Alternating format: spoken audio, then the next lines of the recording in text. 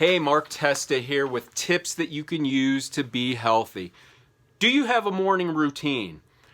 I'm a big fan of the morning routine. If you own your morning, you own the day. So I'm going to go over my morning routine. You can adapt it to the way that works best for you. But first thing I do is not get on my phone. I do not turn on my phone. I don't look at the phone. I don't want to react. Right? I want to respond, but I also want to do it when I'm in the best possible state that I can be. And that is not turning the phone on first thing in the morning and looking at your emails, looking at the news. It's just going to bring you down. It's going to start your day in reaction mode. So number one. Number two, I get on the floor and stretch. I'm a big fan of Vygotsky exercises. I've got my own program that I do every single day, 7 days a week. It helps my neck and my low back. I'm a big fan. It's the first thing I do every morning. Sometimes I'll, more times than not, do some Wim Hof breathing, oxygenating my blood. And if you want to learn more about that, Wim Hof, W-I-M-H-O-F, has his own technique of breathing, but breathing exercises have been around for a long time. It helps oxygenate the blood and wakes you up. So I add that into my morning routine. I've been meditating for over 30 years. And look, it's called a practice for a reason, because you would think after 30 years I'd be a cool, calm Zen monk, and I'm not. But it is something I do every day. I've been doing a mindful practice. I've switched over to this about 18 months ago, and I found an app that I really like with a teacher, Sam Harris, the Waking Up app. It's free, I think, for 30 days, and then it's got a minimal subscription, although Sam is very gracious, and if you can't pay that, just send him an email. There's no means testing. He won't ask. He'll give it to you for free.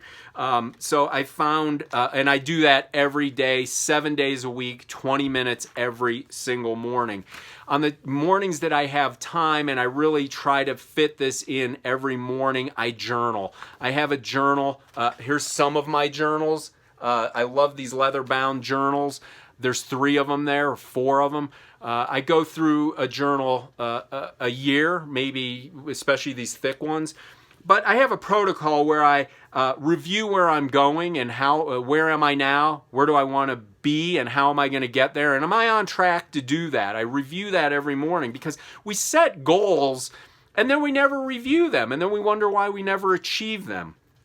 I also do a gratitude. I love doing gratitude in the morning from the day before. Or wins. What were my wins? Maybe I worked out. Maybe I had a great connection with my daughter. Maybe, I had a good, meeting with somebody at work that was productive. So I count these things.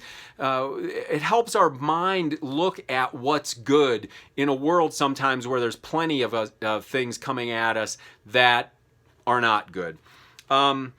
I write. Sometimes I just write, like use my journal as a diary, and I look at that as like learning what's going on in my own mind. What is going on in my subconscious?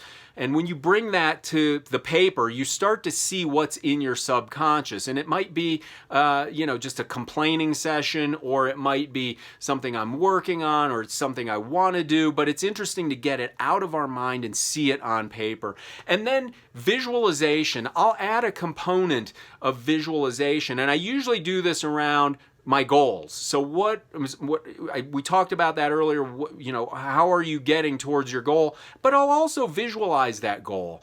And the brain doesn't know the difference between real and visualization. And so adding this component in, it can take 5 minutes. But the more clarity you can use, in fact, bringing in your 5 senses, what does it look like? What does it sound like? What does it feel like? What does it smell like? What does it taste like? Integrating these 5 senses of our somatic body with our visualization makes it more real.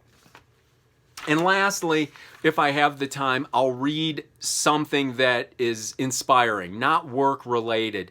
I've got a couple books that I'm getting through now. One of them is about 700 pages long. So if I can read 2 or 3 pages every morning, I'll get through it, obviously.